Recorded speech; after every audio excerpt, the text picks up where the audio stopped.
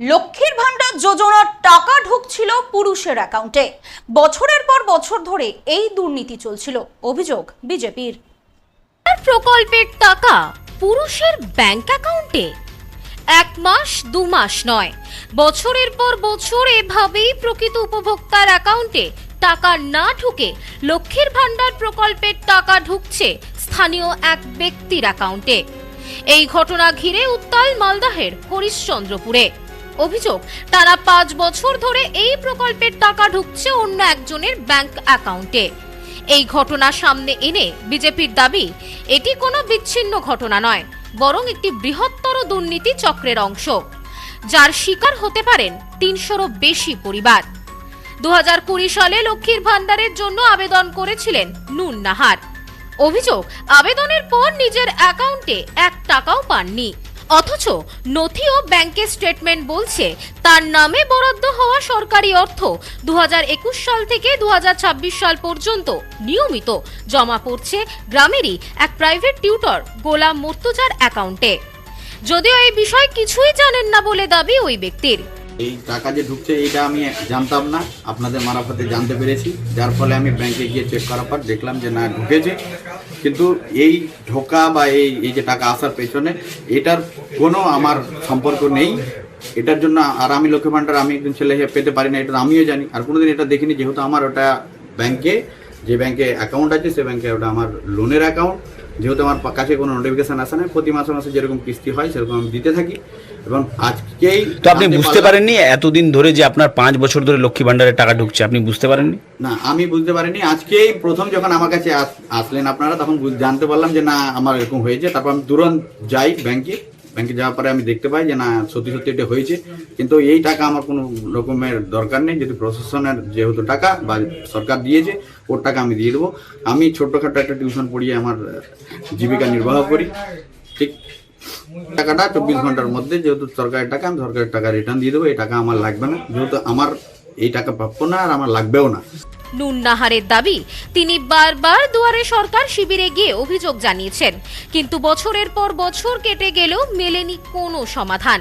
ফলে সরকারি প্রকল্পের সুবিধা থেকে বঞ্চিত হয়েছেন তিনি। না, টাকা পাইনি, জমা করেছি কাগজপত্র, তো টাকা পাইনি।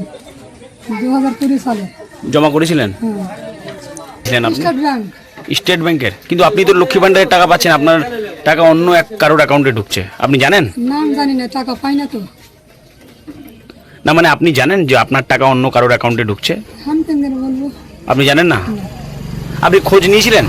ও আমি অত ভিতরে যাই না, দেখছিলে কি জানি। পাই না তো, পাই না তো, পাই না। মানে আপনি আর জিজ্ঞেসও করতে যাননি কোথাও? না, যেসে করবি।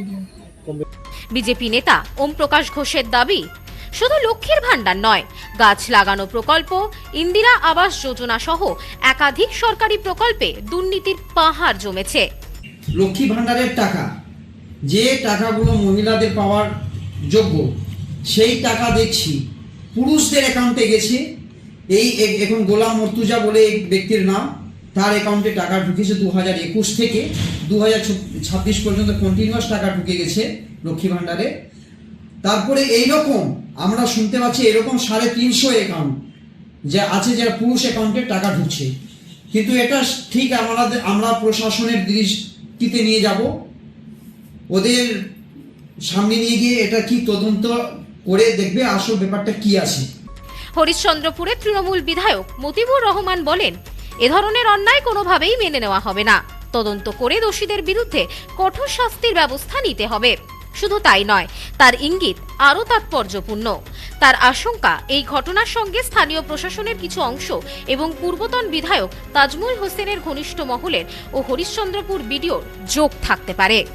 जेंट्स का अकाउंट में घुस रहा है तो ठीक नहीं है। ये जो पहले जो यहाँ का